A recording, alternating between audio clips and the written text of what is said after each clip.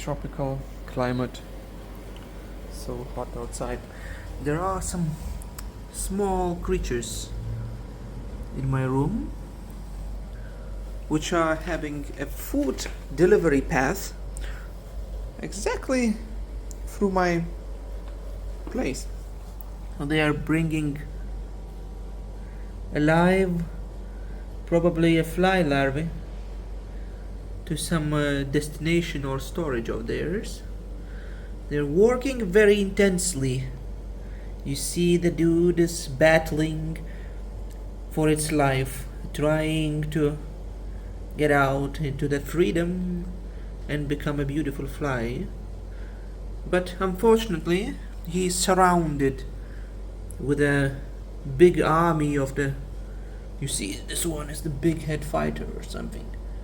See how different it is? This one is a big fighter. This one also is some kind of defender. And the other ones are just the carriers. You see how it wants to bite me heavily?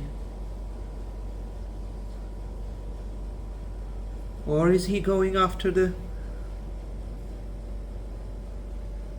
something else? I don't know. It's very interesting to observe these creatures. And anyways, there are a few of them, these big head fellas.